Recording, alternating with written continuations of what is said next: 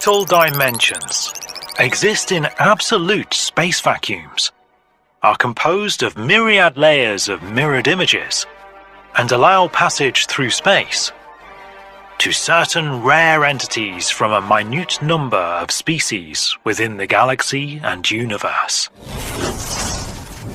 See below a ship moving through this passageway within a fractal dimension.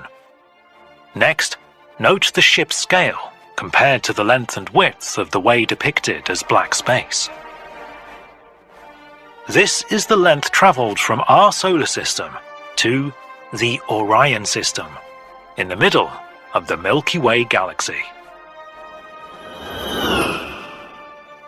Fractal dimensions remain a mystery to most of the advanced species within our galaxy,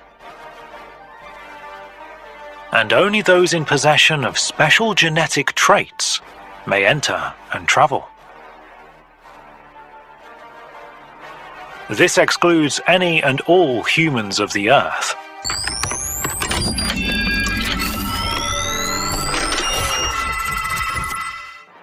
The genetic traits required to enter and survive within a fractal dimension are the very ones manifesting in Kinesia. But not just any bearer can do this.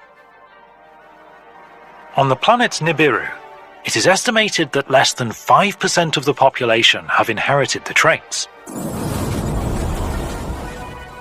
And of those, less than 3% can survive in space without protective gear or life support, and upon an open-decked craft which would never be deemed as seaworthy on Nibiru or the Earth.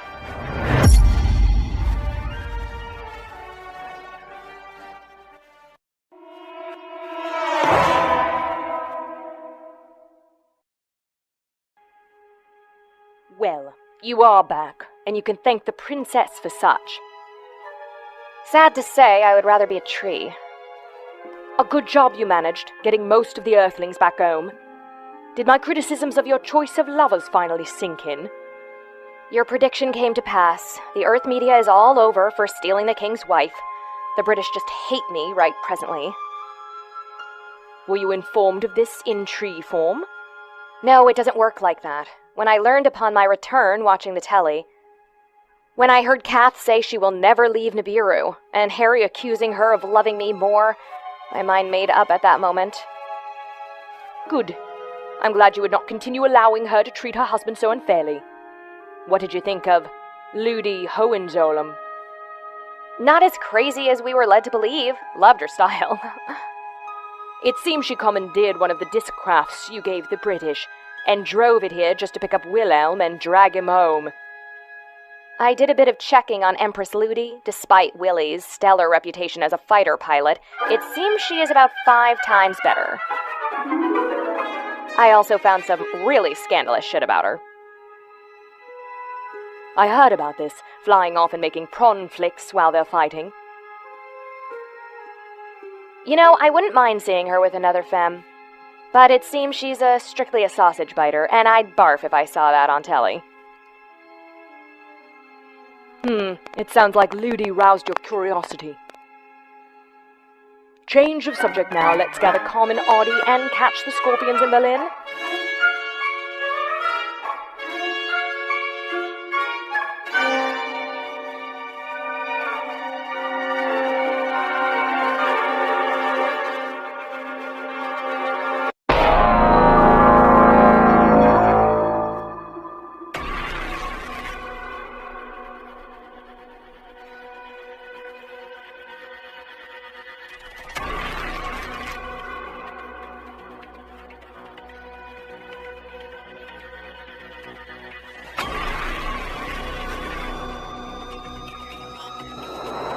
Hand me my mom's pendant. You've learned to use the power.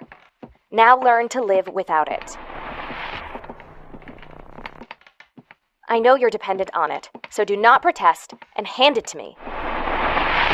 Carmen knows this could get worse if she dares open the mouth.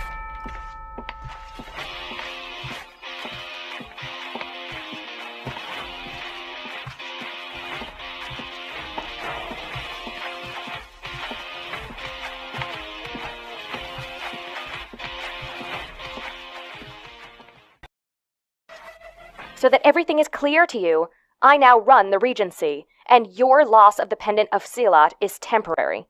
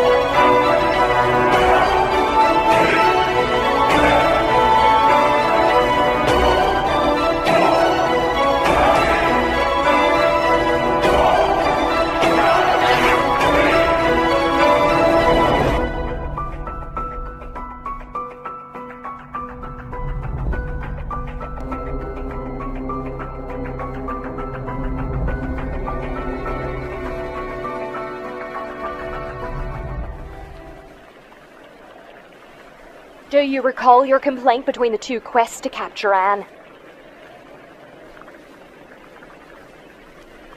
Looking in a mirror, I had aged 10 years. You might have aged 5. Look at me, I aged 10 years plus. Have you taken to peering before a mirror? Look downward into the water. I can't, I'm too scared. Two things are occurring. Mika will know soon if she hasn't already figured. Achoo!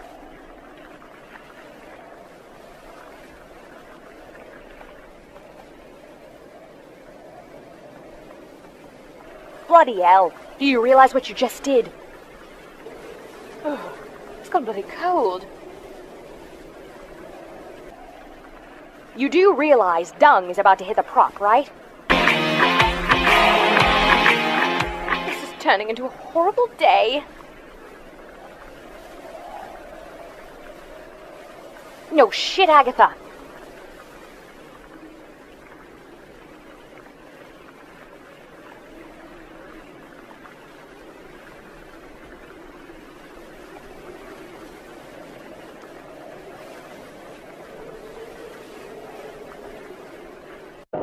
Telmar, are you sure you want to see this? Your Grace, I must see for myself. My mental state depends on a breakdown at this moment. She's always been the most fragile of us. The power she used with such heroics first subverted then consumed her. She lies now in a hideous, prematural sleep.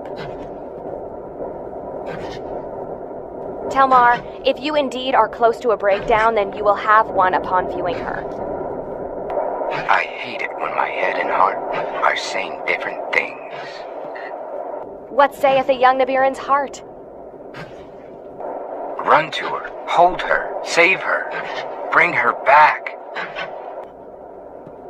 Oh, but she cannot come back. Now, what does your head inform? Go home and wait to be called up for bat.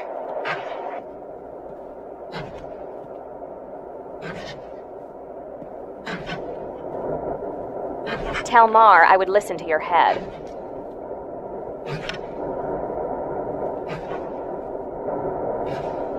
This room gives me the damn creeps.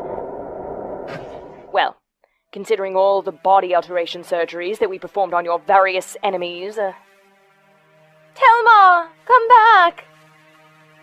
CRS, I need you to raise some blood and analyze changes in the DNA code.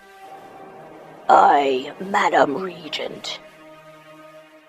Telma! Keep her out of danger! Common, bloody well awaken.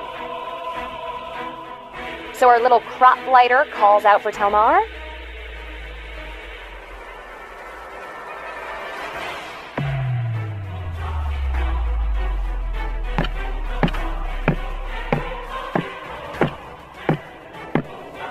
Madam Regent, I have some good and bad news.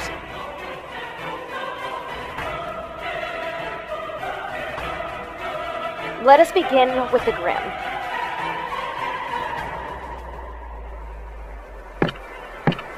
Telmar is riding back to the palace. He never set sail.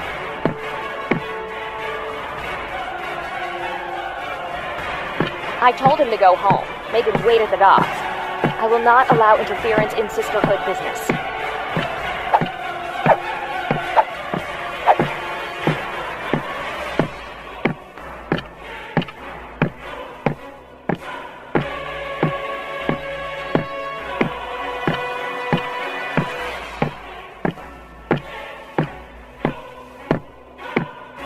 We've all been under a lot of strain lately.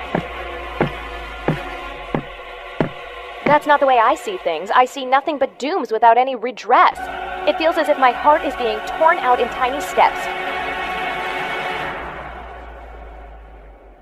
Madam Regent, I hope this doesn't sound vain on my part, but can you explain a petite 16-years girl putting on 60 kilos and appearing near to 40 years over the course of 2 weeks?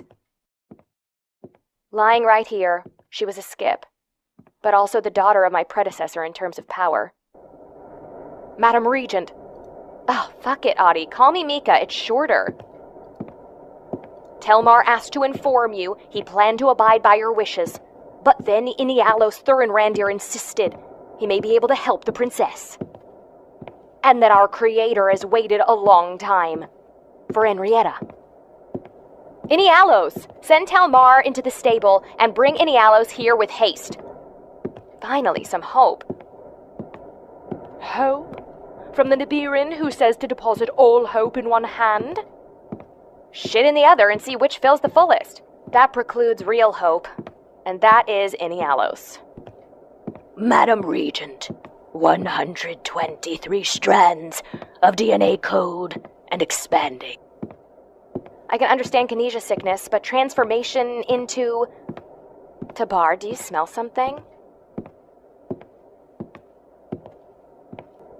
Princess, the palace is on fire. Follow me. Get it on, girl. The galaxy cannot wait, and we are only two who may save it.